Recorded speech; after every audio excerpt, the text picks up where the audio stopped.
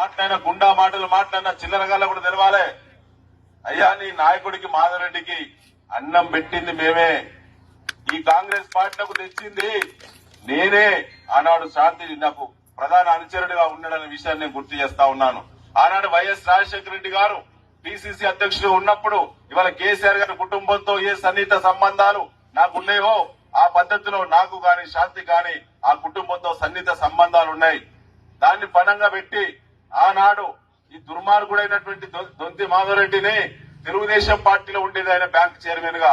ఆయన అమీనాబాద్ గ్రామం అప్పుడు మహిబాద్ నియోజకవర్గంలో ఉండే ఈ నర్సంపేటకు సంబంధం లేనుండి అప్పటికే తాలూకా కాంగ్రెస్ అధ్యక్షుడిగా నేను ప్రాణాలు అడ్డం పెట్టి కమ్యూనిస్టులకు వ్యతిరేకంగా పోరాటం చేసే సందర్భంగా నాకు 19 ఏళ్లకే గన్మెన్లు వచ్చిల్లు.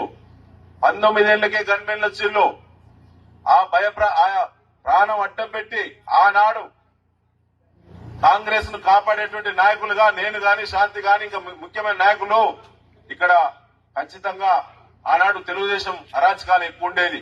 ఆ సందర్భంగా వచ్చి దండం పెడితే మహిబాదుల్లో తీసుకొచ్చి నర్సంపేటలో ఎమ్మెల్యే టికెట్ రాజశేఖర రెడ్డి గారి దగ్గర ఒప్పించి మెప్పించి టికెట్ ఎంటీబీ ఫామ్ ఇచ్చిండు.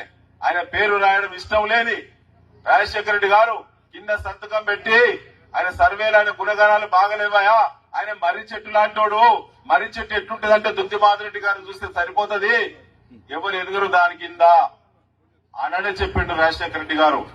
అయినా కొట్లాడి తీసుకొచ్చి సంతకం మేమే ఆయన సంతకం పెట్టిన బీఫామ్ ఇస్తే నేను స్వదస్తూరితో ఆయన పేరు రాసి ఎమ్మెల్యే టికెట్ ఆయన చేతిలో పెట్టిన కాంగ్రెస్ పార్టీది. సభ్యత్వం లేని తెలుగుదేశంలో సభ్యత్వం కొనసాగుతున్న మాధవరెడ్డి గారిని కాంగ్రెస్ ఎమ్మెల్యే బీఫామ్ నేరుగా ఇచ్చింది. ఎవరో ఆత్మవిమర్శ చేసుకోవాలని చెప్పి సందర్భంగా తెలియడం జరుగుతా ఉంది. నవా గుండాలు రౌడీలను ప్రోత్సహిస్తావా? నర్సంపేటలో గుండాయిజం రౌడీయిజం నర్సంపేటలో ఉపాధి కల్పిస్తుందా? పేద వర్గాలకు అన్నం పెడుతుందా? సంక్షేమ పథకాలు అమలైతాయా? అభివృద్ధి కొనసాగుతుందా? వ్యాపార వాణిజ్య వర్గాలు వృద్ధిలోకి వస్తాయా?